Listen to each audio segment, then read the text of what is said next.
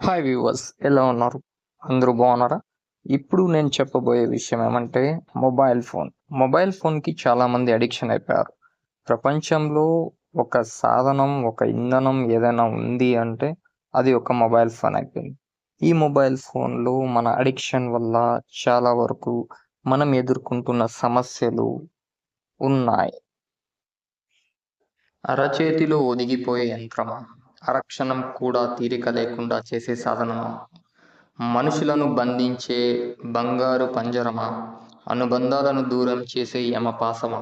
చరవాణివో శిరభారానివో, చూపులను బంధించే వయ్యారివో, మనసును వశపరుచుకునే వగలమారివో, చరవాణివో శిరోభారానివో, అంతర్జాలం అడ్డుగాలం వేస్తావు, అంతరంగిక విషయాలు బట్టబయలు చేస్తావు, మనుషుల మధ్య పలకరింపులు కూడా దూరం చేస్తావు, మనుషులను నువ్వే లోకం అనేలా మారుస్తావు, చరవాణిలో శిరోభారానివు.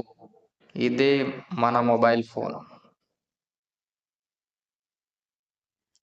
తన సొగసులు చూపిస్తుంది, మన సమయం హరిస్తుంది, లోకాన్ని మరిచేలా చేస్తుంది, ఏకాకిగా మార్చేస్తుంది, భావ్య బంధాలను తెంచేస్తుంది, అంతర్జాపు వలలో బంధిస్తుంది, ప్రకృతికి దూరం చేస్తుంది, వికృతమైన చేష్టలు అలవరుస్తుంది, ఏదో తెలియని మాయ చేస్తుంది, తన మాయలో మన బ్రతికే బలి చేస్తుంది.